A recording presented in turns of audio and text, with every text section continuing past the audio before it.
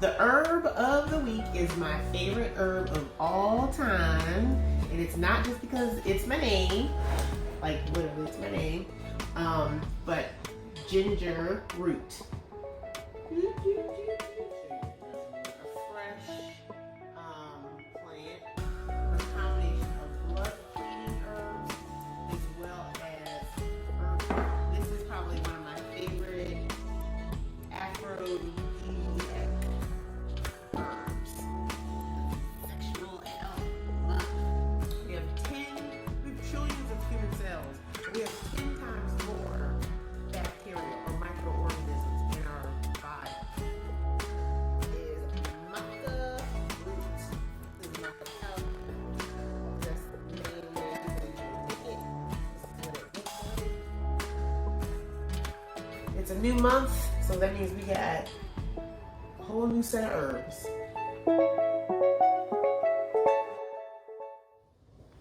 Hi everyone, it's Herb of the Week time. We're in June now, and so we are focusing on herbs that support the nervous system.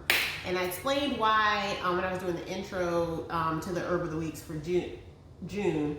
But I really wanted to focus on the nervous system because a lot of us are going back to work physically, and that can put some strain on us mentally, physically, because you got to start commuting again, all that stuff. So I wanted to focus on how to relax yourself and stay present in the body, deal with that stress, even if you don't think you're stressed out. Sometimes, and not that you have to be stressed out, but you can have some anxiety, some nervousness, some worries, and herbs can help, relax some of that and keep you, keep you chilled out and calm and able to handle all these routine changes that just, happen as we continuously deal with the fallout of this pandemic.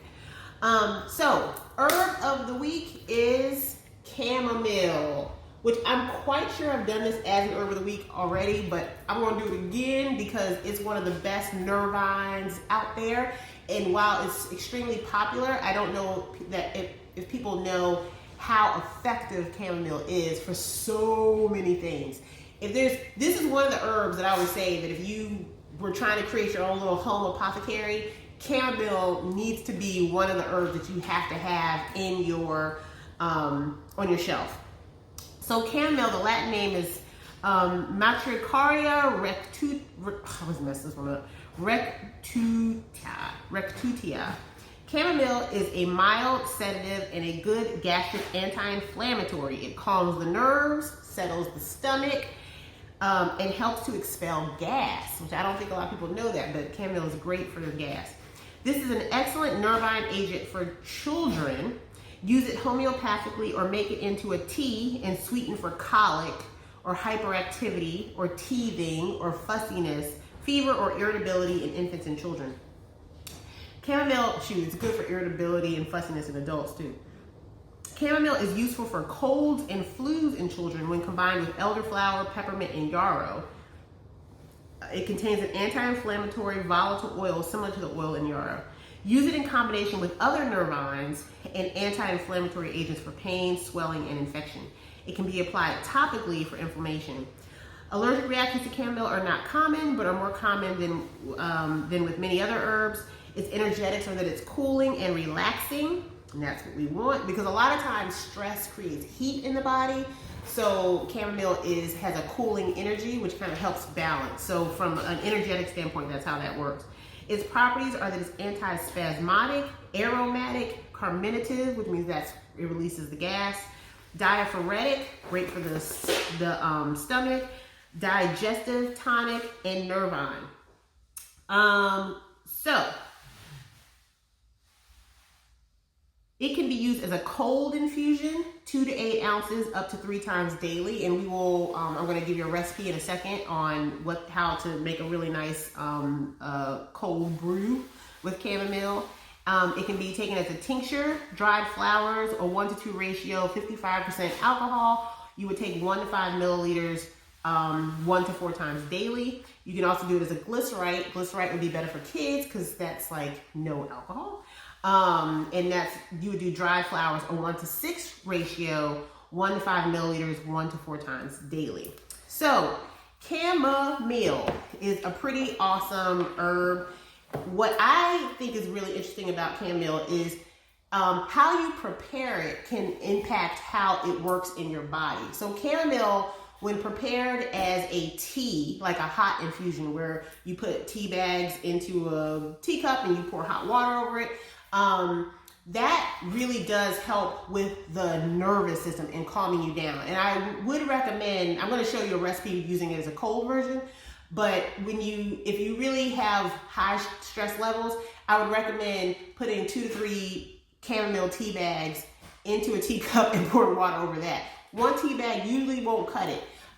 This is at night because it will make you a little sleepy. And then I would just take some fresh ginger and put into that teacup. That will really kind of be a nice concoction to get you to relax in the evening. I'm doing the evening. But when you make chamomile cold, as a cold infusion, where you put chamomile in like a jar, you pour cold water over it, let it sit for a few hours, and then strain it, the chamomile works more so in the stomach at that point. It helps more with stomach related issues. Now, the interesting part about that is most of our nervous system is in the stomach. So by working through the stomach and taking it as a cold infusion, you still are addressing your nervous system, but you're also addressing gas, you're also addressing digestive upset and things like that, ulcers, all of that. So there's benefits to doing it both ways.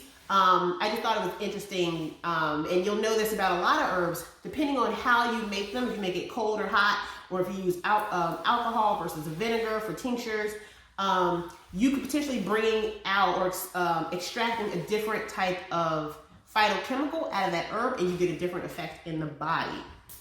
So I would also say chamomile is great for the skin too. So if you make a chamomile tea and let it cool down, you can drench a towel in the chamomile and wrap it around any kind of cuts and bruises.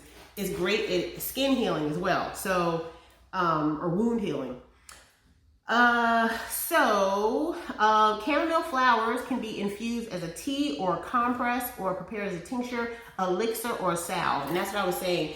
You can, if you're familiar with how to make salves and different infused oils, making chamomile as an oil is great if you've got wounds, acne. It's great for healing. So it can work with abscesses, acne, ADD, ADHD, anxiety, depression, eczema, dermatitis, food sensitivities, headaches, heart palpitations, IBS, IBD, ulcerative colitis, indigestion, insomnia, leaky gut, menstrual cycle irregularities, pain management, plantar fasciitis, fasciitis.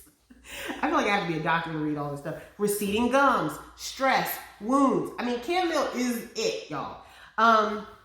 So what I would also want to say is if you do have really bad cramps during that time of the month, chamomile is a great antispasmodic. So which basically means it reduces spasms, which is basically what cramp is, a big spasm in the uterus. So if you take 3 or 4 chamomile tea bags and just put a cup of water over it or 2 cups of water over that and let it steep for 10 minutes and drink that, them spasms will go away. Yes. So chamomile is great for people that have really bad cramps. It's also really good, and you want it to get really, really bitter. Chamomile does have a bitter taste, and so when it's super bitter, then that's how you know it's about to be effective.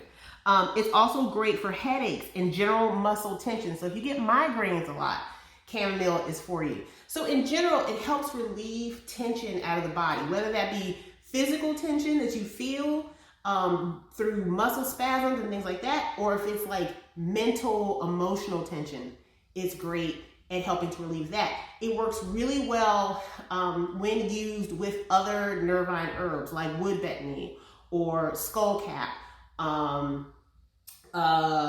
Even red raspberry leaf, it's really powerful with it. So, experiment with other nervine herbs. But in general, chamomile is a very, very, very multifaceted herb that you should have in your apothecary.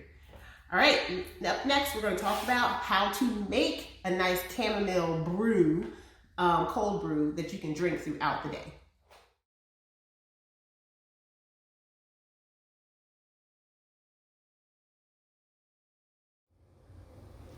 Hi guys, so now we are moving into the recipe portion. And I'm going to show you how to take chamomile and pair it with some other nervine supporting herbs to make a nice cold brew tea. So this is something that you can drink throughout the day. So you're going to make, what I would say is, especially when you're working with dried herbs, just make a bunch of it, and so that you can just, you know, make your tea every day as you need it. So just do your blend of, make your blend in bulk, which is why I have this container, because I'm going to make a bunch of it. And then, you know, every day you just scoop your blend and then put it in a teacup or your mason jar or however you're going to drink it. And that's how you do it. So versus trying to, like, you know, make a little bit each day, it's too much. So you just want to make your blend in bulk if possible. So for this chamomile cold brew, we are going to bring some friends along. So we're going to do a half a cup, which is not this one, half a cup of chamomile. So this is chamomile. Okay. So right now we're just making the bulk amount. And you can change this. I mean, you can add, this is basically, we're going to do, you could say half part, and then we're going to do 1 part of other herbs. But we're going to do half part chamomile, because chamomile is strong. People think chamomile is like a weak tea. It is not. It is strong. So we're using chamomile because, as I've talked about earlier, it is awesome for reducing stress via the stomach. Now we're going to use skullcap. And skullcap is one of my favorites. This is how it looks. And they call it that because, especially when you make it as a tea, it feels like someone put a cap over your head. It feels very comforting. But skullcap actually reduces anxiety via your gamma, oh my gosh, I always forget the gamma aminobutyric acid neurotransmitter. See? And we actually synthesize that neurotransmitter in our small intestines, which is why when you soothe your stomach, you end up actually relaxing your whole body. And plus, like I said, most of your nerves are in your stomach. All right, so we're gonna do half a cup of skullcap. Put that baby over here. We're gonna do a half a cup of rosebuds. Beautiful. Rosebuds are great for the heart. They truly are helpful for heartbreak, just FYI, if that's where your anxiety is stemming from. But rosebuds are full of vitamin C and antioxidants, which are known to also calm the nerves. So we're going to do half a cup of rosebuds. All right. Next up, we're going to do, I think this is where we're going to do 1 cup, because we're going to get into the minerals here. So we're going to do some nettle. Nettle is super minerally rich in magnesium, which is great for calming, potassium, it's got vitamin C, calcium. I mean, it's awesome. So we're going to do 1 whole cup, because a lot of times our nerves are fragile because we are minerally deficient. We're not getting all our minerals from our food. So our body starts to, like, we get damage to the myelin sheath and all types of stuff. So our nerves are exposed. It's not good. We're going to do a cup of red raspberry leaf. This is what it looks like. Kind of all starts to look the same when it's dried. Red raspberry leaf is typically known for, a lot of pregnant women know about red raspberry leaf because it's great for tonifying the uterus and supporting the uterus, but it's also good for oxygenating cells. So when you get your cells more oxygen, particularly in the brain, you feel a calming relief, which is why people do like those hyperbaric chambers and things like that, where it's like they get like extra oxygen, which is when you get too much oxygen, you can like pass out because you just get like, you just get too comfortable. So we're gonna do some red raspberry leaf. You know how soft that is? That one's a soft one. And then last but not least, I'm gonna do spearmint, but you could do peppermint. But mint in general is a great soother for the stomach. Again, soothe the stomach, you soothe the nerves. So we're gonna do 1 cup of mint. Okay, so that is your blend. And this should should last you a while because probably you'll get, you know, if you drink this every day, and the amount we're gonna make is about 3 cups, so you can drink it throughout the day. So I'm gonna shake this up. Mix it all up so it's all nice and blended up.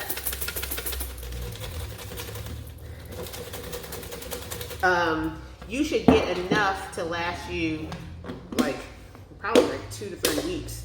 But it's so pretty. And there you go. This is your cold brew tea.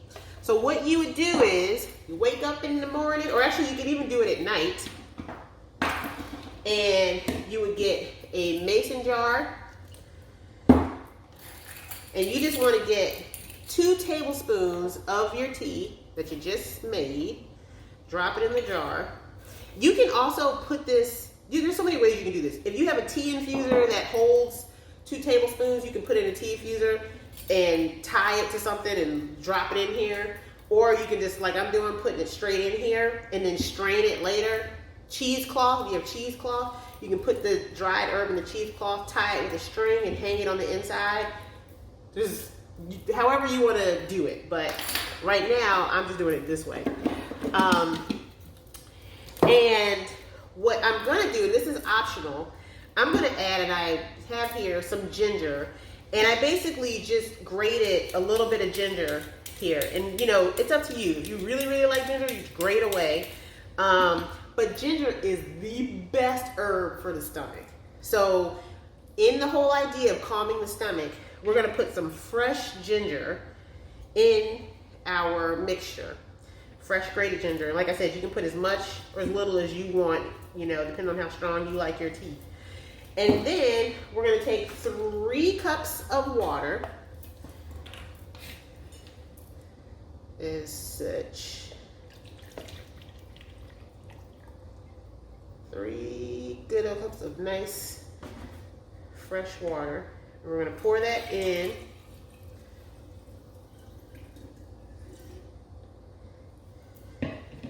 To our mixture, and you seal this and you put it in the refrigerator. Just shake it up if you want to, but put it in the refrigerator for at least 3 hours. You can do it overnight. You can make it the night before and then have it ready in the morning when you wake up, and this could be what you just drink throughout the day. But either way, you want to make sure that you keep it refrigerated so that it's cold in the morning or cold when you're ready to drink it. And you can already see it starting to change colors. It is going to have, chamomile is very bitter. So the peppermint will kind of help offset that. The ginger will kind of help offset that a little bit. And you can sweeten it if you want to with a little bit of honey. Do as you do. But you basically want to at least give it 3 hours in the refrigerator so all the good stuff can come out in the water. Strain it, and then you just drink this throughout the day to relax them nerves, baby. Now, if you have major anxiety, I do recommend just taking 2 or 3 chamomile tea bags or loose chamomile and doing maybe a half a cup and pouring 2 cups of water over it, letting it steep at night.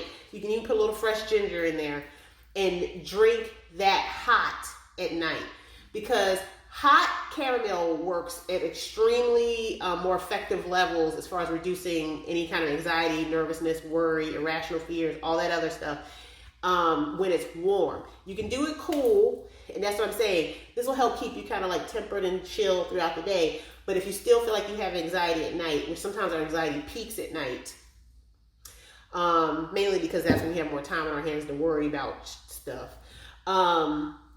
then you can also do some chamomile tea. Warm tea. You can't overdo it. Believe me, you'll be fine. Chamomile is a pretty safe tea. So anyway, that is your cold chamomile brew. Take care, y'all.